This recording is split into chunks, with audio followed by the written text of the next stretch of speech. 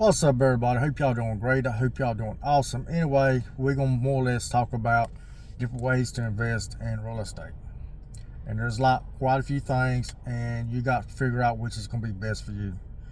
There's houses, there's apartments, there's hotels, there's commercial buildings, there's storage facilities, there's stocks, ETFs, and there's also storage buildings. When I say storage buildings, like these sheds and stuff. Some people rent them out. And then there's other things that are kind of like that, but they're like, I guess you could say, cargo containers. Everything's different, and the way you do it, and you got to figure out what's best for you. For example, if you invest in houses, you got to deal with individuals and stuff like that. And same way with any of this stuff, it just, the headaches you want to deal with, there's taxes, the laws, all of this mess adds up. And also the permits and restrictions and all this, you got to figure out what you want to do. Your time, what you want to invest in time, and all that. Yes, if you invest in real estate, you can hire a person to handle it for you to manage your properties. For example, if you buy a house, you're probably going, and I'm saying the individual or family house or what do you want to call it. The problem is with that is if you buy one, you're probably going to have to manage yourself mostly. You're going to have to probably do your own background checks, because paying somebody to do it is going to be, you're going to lose quite a bit of money to get somebody, because some of these places don't want to deal with one house or somebody. They want to deal with multiple doors. It depends on where it's located. So there might be an excuse me. There might be an issue. Hey, Len. Hey. There might be an issue with this, because the problem is, you find somebody to deal with just one door, because it takes time and it takes money. The other thing about it is, if you find somebody, if you got one house or whatever, they manage it, they got the equipment, they got the background checks they can do. Yes, you can do background checks, but they already got the system down pat. They know who to deal with. And some people they kind of already had dealt with, and then they're not letting your property. And the same way with Airbnb and all this mess, dealing with stuff like that, or short-term rentals, or what do you want to call it. So that's the thing you got to deal with and figure out what you want to do. You need commercial property. That's things like shopping centers, warehouses, stuff like that, even storage facilities. It is more upside, but you got the cost in it too. I mean, sometimes it's gonna might cost you a couple $1 million, might cost $10 million. I mean, they going up. I mean, the cost of entry is a little more, but a lot of times you don't have to deal with trying to make sure the tenant pays and stuff like that, and checking on stuff or whatever. Now you got to deal with a parking lot, you got to deal with a roof, you got to deal with electrical, you got to deal with the plumbing and all that, if it's not triple net. And like I said, it all depends on their contract too. So, and the good thing about a lot of these big corporations that rent spots or whatever in these commercial buildings, they can probably be there for a while. They'd already done the research on it and all that, so they can probably stay there and lease it out for so many years. And it might be 5 years, then they reevaluate, or there might be 10 years, and some might even do longer. As in other words, they might have stipulations after so many years they can renew the lease or not. And it depends on the lease and how it plays out, is what you pay for, what they pay for. Like I said, the upkeep, if you paying for a lot of stuff like their maintenance and all that, it's going to cost you a little more, but you get a little bit more back. So you got to figure that in. You got to figure in the roofs. You got to figure in all that stuff. And like I said, that's probably a good thing. Storage facilities, they cost a little bit, but you don't have to deal with as much headaches. You still got some headaches.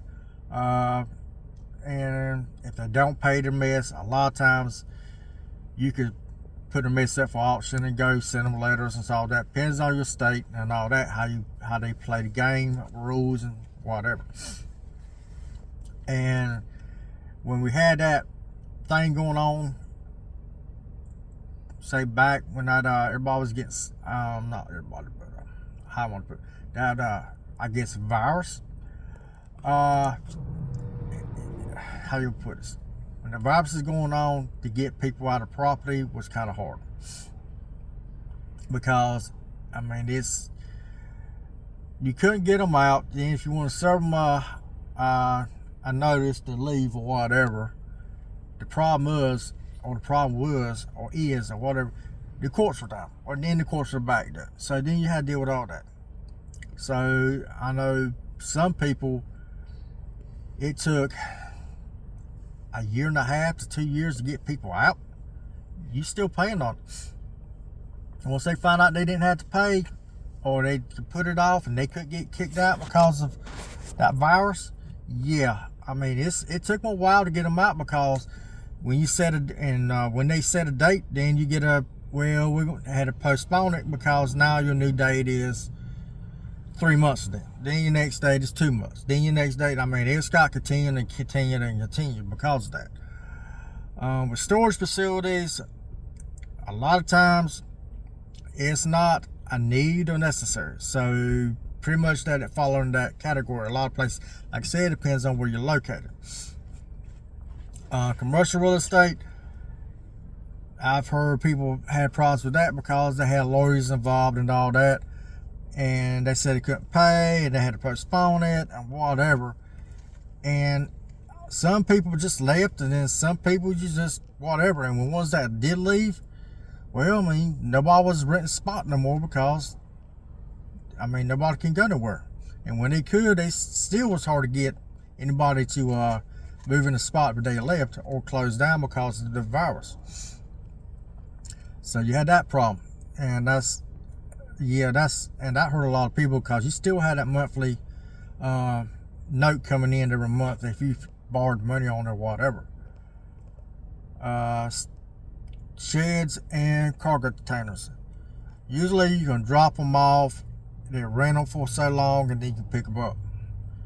Problem is with that is you hope they ain't blocked it in when you had to go pick it up, or they quit paying and you had to go pick it up and they blocked it off because it still had the stuff in it. And you be like, hey, look, I gotta pick it up, and then they say, you know, they got a car or a junk car or a bunch of crap in front of you, you can't pick it up. You send somebody to go pick it up, I can't get it because it's got all this mess blocked in. Yeah, I mean, you had some of that you didn't have to worry about because short term, but you had to deal with some of that crap. Multiple doors or big apartment complexes or whatever, you pretty much would deal with people not paying, but not as bad. I mean, you still had the same problems if you did have individual houses, and you still, some of the rules and mess like that played in part. But the thing is, with multiple doors, you got one roof to deal with. Everything's combined in one place. It costs a lot more to buy a whole area, but you got multiple doors, which you get a little cheaper at the one rate, but everything's there, so you can make a little bit more money that way.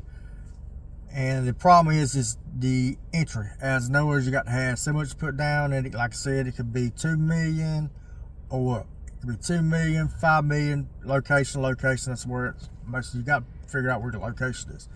If you got a place in a bad location, it's not good. A lot of times you want to find something that's in a good location and needs some work, or somebody's ready to get out of it, somebody's ready to retire, or somebody wants to move on, or whatever, or they just got another project going on, they just want to unload it. But you got to be careful and do your walks and all that, because some of that stuff could be outdated, like the ACs, the water, the plumbing, the windows, the roofs. All of that can be issues with any of this stuff, but you got to be careful. If you deal with like a big apartment complex, you're dealing with a lot of people under one roof, but you're dealing with a lot more money too. You got to come up with, as instead of say a 40 by 40 roof, now you got to deal with, say, 40 by 200 roof, or 40 by 300 roof, whatever, you know what I'm saying, foot roof. I mean, you got to deal with all that, so it's more whatever, and deal with the windows, stuff like that. So you got to figure all that up, and the maintenance in that area. One of the good things about it is you can probably get somebody to manage that a whole lot quicker, and it's not going to be as bad because you got so many doors under one roof, and you kind of can negotiate some of that stuff because there's all this. They're going to make more money off of that property, plus they could probably charge less because there's so many doors there and make more money, and everything's in one spot. It ain't all scattered out, and everything can be handled right there with no issues. Okay, now let's get with stocks. Stocks, find you a good stock that pays dividends or whatever. I'm not going to tell you what kind of stocks is out there because it might. I mean, you got to do your own research for this stuff, because I don't want to tell you something and then you buy it and it's wrong, not right. Like I said, this is for entertainment only, so do what you're going to do. ETFs, same way. Find one that pays a good dividend. Do your research. Make sure it's been there for a while or whatever. Like I said, I'm not no financial advisor or nothing, but this is for entertainment only. And like I said, stocks, ETFs, and so on. If you don't buy any of that stuff, I mean, find one that pays a good dividend or whatever. The good thing about buying stocks and ETFs is when you buy a stock or ETF, make sure the bus ain't coming. When you buy, no, I don't see it. Sorry about that. If you buy a stock or ETF, the get in is cheaper, and you can buy one stock or one ETF, and it pays a dividend. It might pay quarterly, it might pay monthly. Depends on how the dividend is. It can go up, it can go down, it can go out of business. I mean, that's the way things go. So, do your own research or whatever with that. And another good thing is the cost of entry is low, and you get a dividend every month. And you ain't got to deal with the management, you ain't got to deal with tenants, you ain't got to get a call at 2 o'clock in the morning. My water's out, or my roof's leaking, or garbage ain't being picked up, lawn needs to be cut. You ain't got to deal with none of that stuff. You ain't got to deal with people not paying or whatever. So that's the good thing about ETFs and stocks and mess like that. The bad thing about it is you don't have the big write-off like you do with a property. Property, you can do depreciation. Now with stocks and ETFs, you can probably write off on computer or whatever. But you got to always talk to your accountant and talk to your accountant. Make sure everything's up to up. And dealing with any of this stuff, I suggest you get an accountant. I mean, you can do your own stuff if you want to, but it's up to you. Thing is, I would hire an accountant. Every end of the year, get an accountant. Do your mess at the end of the year. They can figure out what you need or whatever. They might can tell you need to buy this, so you ain't got to spend this or whatever. So I suggest you get an accountant at the end of the year. This is not financial advice or whatever. And this is entertainment only. Do your own research, but like I said, you do it yourself if you want to. But accountant does this all year long to handle this stuff, and that's why I use an accountant, because they deal with this all year long. I'm not a professional with this. I'd rather hire somebody to do it that knows what they're doing, and this is their profession. So that's what I'm getting at. But like I said, that's the thing with stocks, ETFs. You can buy into it, and you can make sure the bus ain't coming. You can buy into it or whatever. But and like I said, the cost of entry is low. You get a dividend, and if you need to sell it, if you need the money, or if it goes up, you just want to sell it and get rid of it, you can usually sell it within 5 days of whenever the stock market opens. Sometimes earlier, sometimes later, depends. Where real estate, the biggest problem with it is when you try to sell it, it takes time. You got to list it or find an agent to list it, then deal with buyers and rest like that, and go over all of that, deal with all the BS mess where they're going to do a due diligence to walk through the place, which I suggest them do. Then they'll come back with a counter offer, and then you'll go back and forth. And say if you need the money, say something's come up where you found a deal somewhere, and you need to come up with the money. Stocks and ETFs, you can do that quicker. I mean, unless it's like a weekend or holiday, they're closed. But with real estate, it's going to take time. Like I said, it might take a month to 2 to 3 months to unload it, to sell it. Then, dealing with all that, you got to deal with a buyer agent, seller agent, or whatever, excuse me, a seller agent. And you got to deal with all that mess and whatever they try to talk you down or whatever to your property. Then you got so many days to buy another piece of property to offset your gains on that property. Or at the end of the year, you know what's going to happen. So, I mean, either way you look at it, that's the good and the bad about real estate, ETF, stocks, stuff like that. Like I said, stocks you can sell quicker and get your money and do what you need to do. Something comes up. Real estate, it takes time. Real estate, you have depreciation. Stocks, ETFs, no. And I might be wrong with that, but do your own due diligence and do research.